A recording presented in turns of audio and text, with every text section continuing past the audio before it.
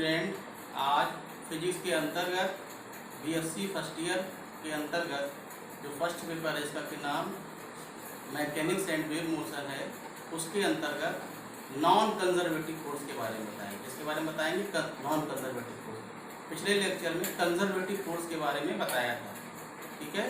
इसी कड़ी में अगली हेडिंग हमारी है, क्या हेडिंग है? नॉन कंजर्वेटिव फोर्स, जिसको कहते हैं असंरक्षी बल। पिछले टर्म हमने बताया था, पिछले लेक्चर में संरक्षी बल क्या होता है, और हमने बताया था कि संरक्षी बल ऐसा बल जो होता है जो कि पाथ इंडिपेंडेंट होता है, यानी पथ पर निर्भर नहीं करता है।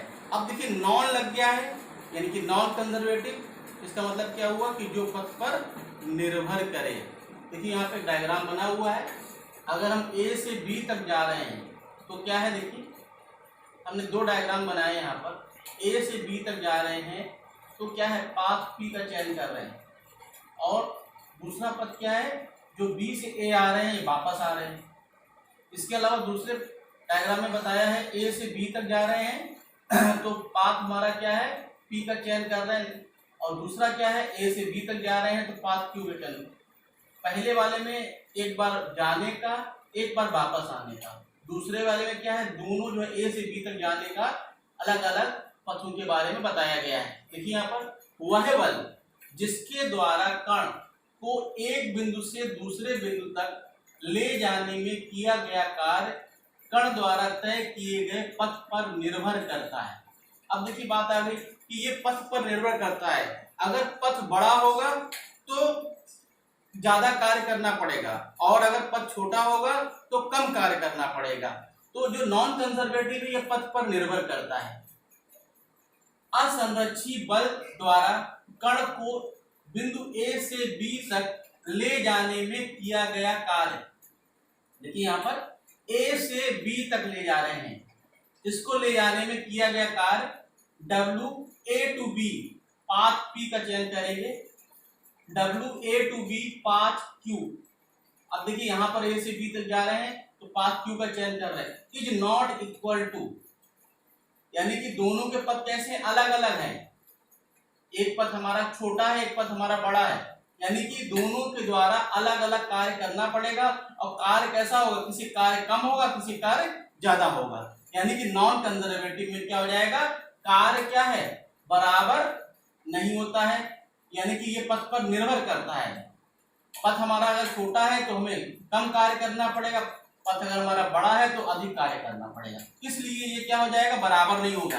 एक बंद वक्र, अगर हम ऐसे वक्र की गणना करें जो वक्र हमारा बंद है, देखिए ये भी हमारा क्या है, क्लोज सरफेस है, बंद है, दोनों बंद है हमारे। एक बंद वक्र के अनुदिश किया गया कार्य आवश्यक रूप से शून्य नहीं होता। पिछले बार हमने बताया था कि जो हमारा बंद वक्र होगा उसमें जो कार्य करेंगे उसका मान क्या हो जाएगा, शून्य होता है। यहाँ पे देखिए W A to B path P, W B to A, A to B जा रहे हैं और B to A वापस आ रहे हैं, वापस आ रहे हैं। देखिए इसमें पाथ P का चयन कर रहे हैं, इसमें पाथ Q का चयन कर रहे हैं, क्योंकि दोनों पथ हमारे कैसे अलग अलग हैं, यानी कि अलग अलग हैं, यानी कि यहाँ पर क्या हो जाएगा, ये इक्वल इसके बराबर नहीं होगा। इसके अलावा देखिए इसको इस तरीके से लिख सकते हैं, इंटीग्रेशन, ये लगा हुआ क्लोज, ये जो लगा हुआ मतलब क्या, कि बंद वक्र के अंतर्गत इंटीग्रेशन FDR, यानी कार्य को लिखते हैं FR लिखते हैं, यानी FDR हो जाएगा equal to W A to B, जो किया गया कार्य है वो A से B तक plus W B to A, यानी B से A तक आने में। पिछले वाले में बताया था जीरो के बराबर होता है, किया गया कार्य शून्य होता है, लेकिन यहाँ पर क्या है, किया गया कार्य शून्य नहीं है, is not equal to zero. अब बात आती है कि कंजर्वेटिव फोर्स के उदाहरण क्या है। कंजर्वेटिव फोर्स के उदाहरण है घर्षण बल, श्यान बल इत्यादि। घर्षण बल क्या होता है, अगर हम किसी वस्तु को ले जा रहे हैं, किसी लकड़ी को, भारी लकड़ी को ले जा रहे हैं, अगर हम उसको क्या कर रहे हैं, उसी पथ से बार बार ले जा रहे हैं तो दोनों में क्या हो जाएगा, घर्षण बल अलग अलग लगेगा। एक सीधी रास्ते से ले जाएंगे तो उसमें घर्षण बल कम लगेगा, अगर घुमा के तो घर्षण अधिक लगेगा। इसके अलावा क्या, श्यान बल, ये क्या है, इसके उदाहरण है, ठीक है। यदि कण में स्वयं की गति ऊर्जा है, जो कण गति कर रहा है उसमें अगर स्वयं की पहले से अपनी गति ऊर्जा है तो असंरक्षी बल के अंतर्गत गति करने पर उसकी गति ऊर्जा कम होगी। देखिए यहाँ पर अगर कोई कण ऐसा है जिसकी गति ऊर्जा है, अगर वो नॉन कंजर्वेटिव के अंतर्गत गति करेगा तो उसकी गति ऊर्जा क्या हो जाएगी, कम हो जाएगी, क्योंकि उस पर क्या हो जाएगा, उस पर जो है घर्षण बल कार्य करेगा। और घर्षण बल जब भी कार्य करेंगे तो क्या होगी, काइनेटिक एनर्जी क्या होगी, उसकी प्रभावित हो जाएगी, यानी उसमें क्या हो जाएगी, कमी आ जाएगी। किसी वस्तु को घर्षण बल द्वारा एक बिंदु से दूसरे बिंदु तक अलग अलग पथों द्वारा हटाने में किया गया कार्य पथ पर निर्भर नहीं करता है। देखिए बात यहाँ पे एक और आ गई, किसी वस्तु पर घर्षण बल द्वारा, अगर हम घर्षण बल के द्वारा एक बिंदु से दूसरे बिंदु तक ले जा रहे हैं और अलग अलग पथों द्वारा हटाने में किया गया कार्य क्या है, वो क्या है, पथ पर निर्भर नहीं करता है। सीधी रेखा वाले पथ पर कार्य न्यूनतम होता है। अगर किसी वस्तु को ले जा रहे हैं और क्या कर रहे हैं, एक सीधी रेखा में ले जा रहे हैं और एक घुमावदार रास्ते से ले जा रहे हैं। सीधी रेखा में ले जाएंगे तो सीधी सी बात है, कार्य कम करना पड़ेगा, लेकिन रास्ता अगर हम चेंज कर देंगे तो क्या हो जाएगा, अधिक हमें क्या है, कार्य करना होगा। जैसा कोई अतः असंरक्षी बल के लिए संरक्षी बल की तरह स्थित ऊर्जा जैसा कोई फंक्शन परिभाषित नहीं कर सकते। देखिए यहाँ पर नॉन कंजर्वेटिव की बात आती है। नॉन कंजर्वेटिव के लिए बात आती है कि हमने पहले ही बताया था कि कंजर्वेटिव फोर्स में गति ऊर्जा संरक्षित रहती है, लेकिन नॉन कंजर्वेटिव फोर्स में पोटेंशियल एनर्जी जो है इस प्रकार का कोई फंक्शन ही नहीं होता है जिसको कि हम परिभाषित कर सकें। ठीक है, तो ये हमारा क्या हो गया, नॉन कंजर्वेटिव फोर्स। देखिए पिछले लेक्चर में हमने बताया था कंजर्वेटिव फोर्स के बारे में और अभी बताया है नॉन कंजर्वेटिव फोर्स के बारे में। अगली हेडिंग है दोनों के बीच में अंतर, difference between conservative and non conservative force. दोनों में डिफरेंस क्या है, दोनों में क्या अंतर है, कैसे हम जानेंगे, तो हमने इसको पॉइंट वाइज बताया है, 4 पॉइंट में बताया है। और नंबर 1 क्या है, एक बिंदु से दूसरे बिंदु तक ले जाने में किया गया कार्य पथ पर निर्भर नहीं करता।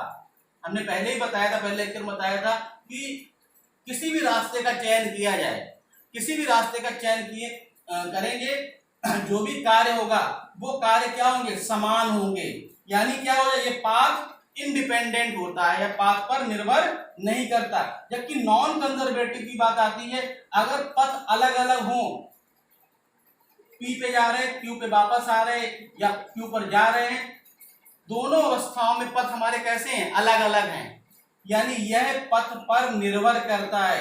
अगर हमारा पथ अलग अलग है तो उस पथ पर नॉन कंजर्वेटिव फोर्स निर्भर करता है, और जो हमारा कार्य है दोनों पथों का कैसा होगा, हमारा क्या हो जाएगा, आपस में बराबर नहीं होगा। ठीक है, दूसरी बात करते हैं, स्थितिज ऊर्जाओं के अंतर U1 मान U2 के बराबर होगा। देखिए यहाँ पर कंजर्वेटिव फोर्स में जो पोटेंशियल एनर्जी का अंतर है वो क्या होगा, वो हमेशा बराबर होता है, इक्वल होता है। जबकि नॉन कंजर्वेटिव फोर्स में स्थितिज ऊर्जाओं का अंतर U1 माइनस U2 परिभाषित नहीं कर सकते। क्या है, इसको डिफाइन नहीं कर सकते कि यहाँ पर, क्योंकि ये किसी का फंक्शन नहीं है। जब भी कोई चीज फंक्शन होती है तो उसे आसानी से क्या करते हैं, हम उसको परिभाषित कर सकते हैं। ठीक है, तीसरा पॉइंट है, एक बंद परिपथ के अनुदिश किसी कण पर किया गया कार्य शून्य होता है। देखिए आप पिछले लेक्चर में बताया था, एक बंद वक्र के अनुदिश कण पर किया गया कार्य क्या होता है, जो है शून्य होता है, यानी कि जो W होगा वो कैसा हो जाएगा, वो हो जाएगा 0। और यहां से जा रहे हैं वापस आ रहे हैं, नेट हमारा जो कार्य है वो क्या होता है, कंजर्वेटिव में शून्य होता है। जबकि नॉन कंजर्वेटिव की बात करते हैं, एक बंद परिपथ के अनुदिश किसी कण पर किया गया कार्य शून्य नहीं होता। यहाँ पर देखिए दिया हुआ भी है कि ये जो हमारा है वो नॉट इक्वल टू 0। कहने का मतलब ये है कि जब भी हम पथ पे जाएंगे और फिर वापस आएंगे, उसके द्वारा जो किया गया कार्य है वो क्या कार्य, वो कार्य जो है वो शून्य नहीं जो है होता है। ठीक है, इसके बाद हमारा जो है अगला पॉइंट है, संरक्षी बल के प्रभाव में गति करने पर कण की यांत्रिक ऊर्जा स्थिर रहती है। देखिए जब भी कंजर्वेटिव फोर्स होता है उसके प्रभाव में जब भी गति की जाती है तो कण की यांत्रिक ऊर्जा की बात आती है।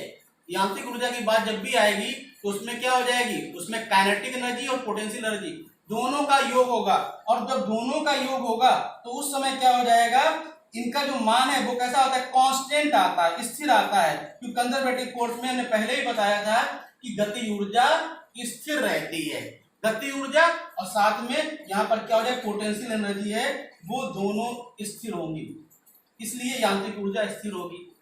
ठीक है, इस बल के कार्य करने की दशा में कण की यांत्रिक ऊर्जा स्थिर नहीं रहती।